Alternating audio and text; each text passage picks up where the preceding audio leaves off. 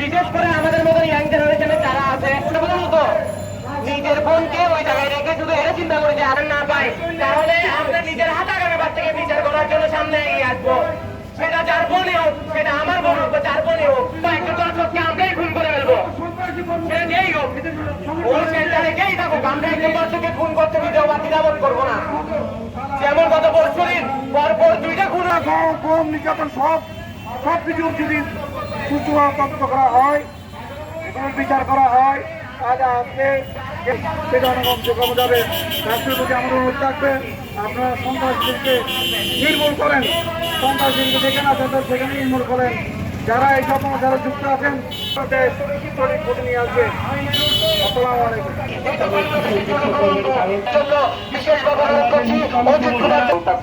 খারাপ হয় কি নিয়ে বক্তব্য দেব? আমার মেয়েদেরকে স্কুলে কলেজে যখন পাঠাই তো দুশ্চিন্তায় মন ঠিক থাকে না। এই সামান্য যে মেয়েদেরকে নিয়ে আমরা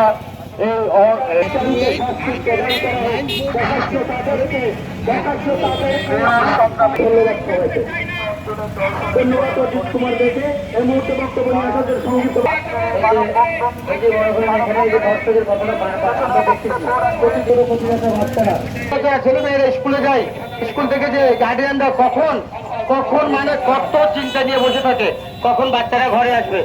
যাই হোক, আসলে এখানে এত কিছু বলা নাই, আরো অনেক বক্তারা আছে, বক্তৃতা দেবে।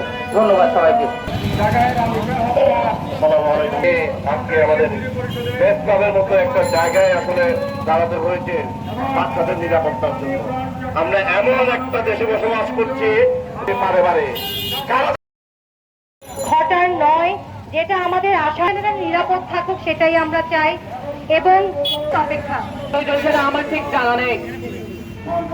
আমাদের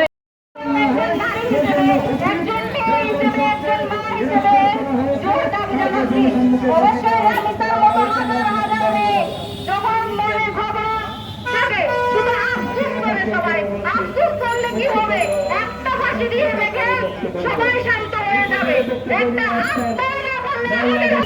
ধন্যবাদ জুলিয়াপুকে এই মুহূর্তে বক্তব্য নিয়ে আসার জন্য বিশেষভাবে অনুরোধ নিয়েছেন। ছোট ছোট প্রিয়াঙ্কা বড়ুয়া, আপনি একটু এদিকে আসবেন, সংক্ষিপ্ত বক্তব্য রাখবেন। ধন্যবাদ জানাবো এমনকি পদক্ষেপের জন্য। আমি শিক্ষিত তাদের দান করার কথা ছিল, কিন্তু কেন আজকে তাদেরকে পথে দাঁড়াতে হয়েছে?